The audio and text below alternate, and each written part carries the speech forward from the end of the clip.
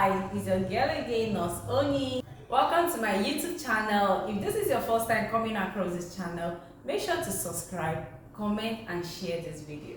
Today I'll be telling you how I was able to move my US immigrant interview from one country to another, precisely from Nigeria to Benin Republic.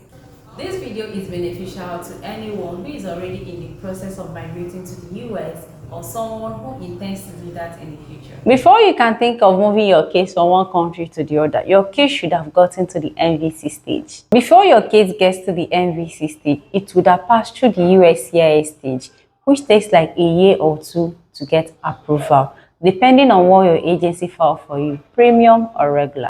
For me, I didn't go through the EB3 route. Rather, I went through the spousal visa route, specifically IR1 visa. The steps involved in moving your case from one country to another is a cafetitor. That is, it applies all visa categories.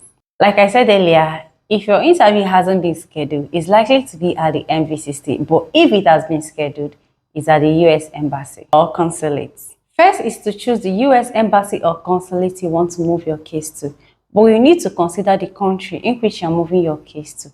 And here are the things I want you to consider before you move your case to from one country to another. Okay, first is make sure that the consulate or the embassy are transferring your case to processes immigrant visas. Confirm that the country you are moving your case to is devoid of visa hitches. Last but not the least, confirm that the US Embassy or consulate you are transferring to is current on your visa category. Next is to apply for the transfer. I applied for my transfer through MVC inquiry, and you can also use that inquiry to do yours when you get to that stage.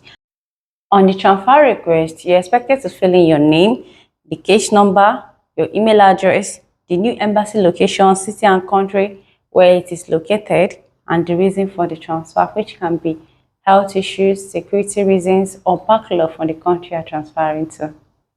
Few days after transferring my case, I got an approval that my request has been approved, and I also got a different case number from the previous one that I had. Few weeks after the transfer, guess what? I got my interview letter. And that is because the country I transferred to is current on my visa category and did not have backlog. After I got my IL, which is also called interview letter, I proceeded to do my medicals few weeks after then. At least you're expected to do your medical a month before your interview date.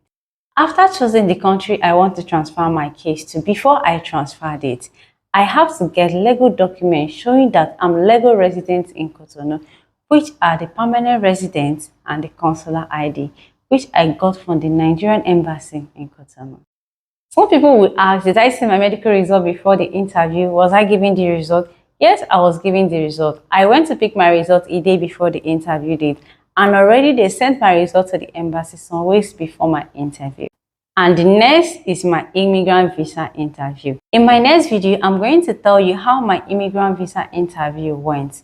And guess what? It was a successful one because it ended in visa approval. So my dear, you can actually transfer your case from one country to the other. Just put the things I listed into consideration. And don't forget to subscribe, share, and comment. It's your girl, Nurse Oni. Bye.